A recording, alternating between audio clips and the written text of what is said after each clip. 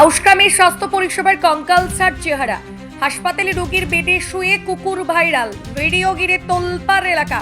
রোগীর বেডে কুকুর, 10তলা ক্যান্সার হাবের ঘোষণার মাঝে আউশগ্রামের স্বাস্থ্য কেন্দ্রে ভেঙে পড়া ব্যবস্থার নগ্ন ছবি।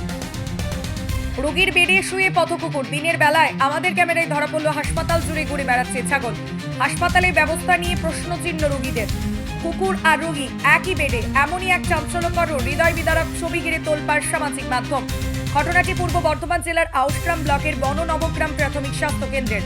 ভাইরাল হওয়া সেই ছবিকে কেন্দ্র করে রাজ্যের স্বাস্থ্য ব্যবস্থার বাস্তব চিত্র নিয়ে তীব্র প্রশ্ন উঠতে শুরু করেছে। যে সময় রাজ্য সরকার চলতি বছরের এপ্রিল মাস থেকে সরকারি পরিকাঠামোয় বাংলার নতুন 10তলা ক্যান্সার হাব চালু করার ঘোষণা করছে, একাধিক বিশেষায়িত চিকিৎসা পরিষেবার প্রতিশ্রুতি দিচ্ছে, ঠিক সেই সময় আউশগ্রামের এই চিত্র ফের একবার স্বাস্থ্য ব্যবস্থার বেহাল দশাকেই সামনে এনে দিল বলে মত বিরোধীদের। ভাইরাল হওয়া এই ছবি ঘিরে এখন প্রশ্ন একটাই, উন্নত চিকিৎসা পরিকাঠামোর ঘোষণার আড়ালে কি আদৌ সুরক্ষিত সাধারণ মানুষের ন্যূনতম স্বাস্থ্য পরিষেবা? প্রাক্তন তৃণমূল জেলা সভাধিপতি দেবু টুডু এই ঘটনা প্রসঙ্গে বলেন, বর্তমান সময়ে দাঁড়িয়ে পশ্চিমবঙ্গ সরকার গোটা ভারতবর্ষকে পথ দেখাচ্ছে। তার বক্তব্য, আজ এমন কোনো মানুষ নেই যিনি স্বাস্থ্য পরিষেবা থেকে বঞ্চিত হচ্ছেন। রাজ্য সরকারের উদ্যোগে চালু হওয়া স্বাস্থ্যসাথী কার্ডের মাধ্যমে সাধারণ মানুষ বড় বড় সরকারি ও বেসরকারি হাসপাতালে বিনা খরচে উন্নত চিকিৎসা পরিষেবা পাচ্ছেন।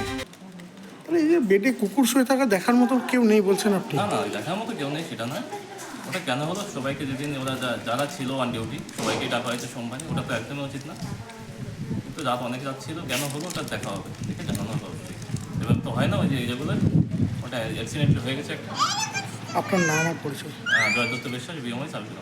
দেখুন, বর্তমান সময়ে দাঁড়িয়ে গোটা ভারতবর্ষকে আমাদের পশ্চিমবঙ্গ সরকার পথ দেখাচ্ছে স্বাস্থ্য ব্যবস্থা কিভাবে করা যায়। বর্তমান সময়ে দাঁড়িয়ে এমন কোনো মানুষ নেই যে স্বাস্থ্য পরিষেবা পাচ্ছে না। আসলে গ্রামীণ স্বাস্থ্যকেন্দ্রে গুলোতে মানুষ সেরকম যাচ্ছে না, কারণ স্বাস্থ্যসাথী কার্ড হয়েছে সব বিভিন্ন বড় বড় হাসপাতালে, নার্সিংহোমে সেখানে চিকিৎসা করছে। সেই জন্য হয়তো এইগুলো একটু অব্যবস্থা মনে হচ্ছে, কিন্তু আমার মনে হয় নিশ্চয়ই আগামী দিনে যদি কোথাও ফল থেকে থাকে আমরা ব্যবস্থা করে নেব। স্বাস্থ্য যারা দায়িত্বে আছেন আমাদের প্রশাসনের সঙ্গে কথা বলে যে সমস্ত কথা উঠছে বলছেন আপনারা, সেগুলো নিশ্চয়ই ব্যবস্থা হয়ে যায়। আপনার নাম আর পরিচয়? দেবু টুডু, আমি জেলা তৃণমূল কংগ্রেসের সাধারণ সম্পাদক। বননবগ্রাম ব্লক হসপিটালে এমার্জেন্সি রুগী দেখার যে বেড, সেই বেডের উপরে কুকুর শুয়ে আছে, এই দৃশ্য ভাইরাল হয়েছে।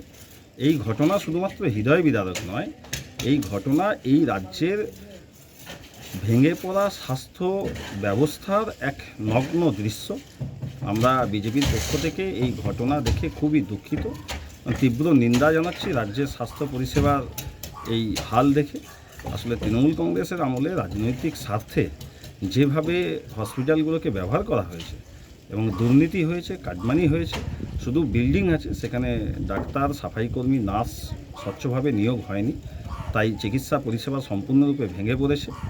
আমরা বিজেপির পক্ষ থেকে চাই যে গ্রামীণ মানুষের স্বাস্থ্য পরিষেবায় জোর দেওয়া হোক, তাদের প্রতি যে অবহেলা সেটা বন্ধ হোক।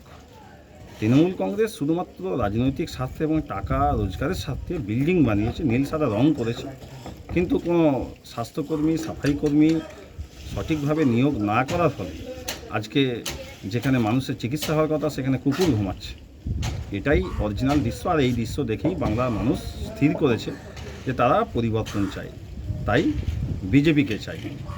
26-এর নির্বাচনে এই তৃণমূল কংগ্রেসের দুর্নীতির সরকারটিকে বঙ্গোপসাগর বিসর্জন দিয়ে বাংলার মানুষ একটি স্বচ্ছ সরকারকে নিয়ে আসবে, তারপর গ্রামের মানুষরা সঠিক স্বাস্থ্য পরিষেবা পাবে। তখন শুধুমাত্র নীল সাদা রঙের বিল্ডিং থাকবে না, সেখানে ডাক্তারও থাকবে, নার্সও থাকবে, সাফাই কর্মীও থাকবে, আর সঠিক পরিষেবাও পাবে। মৃত্যুঞ্জয় চন্দ্র, ভারতীয় জনতা পার্টি।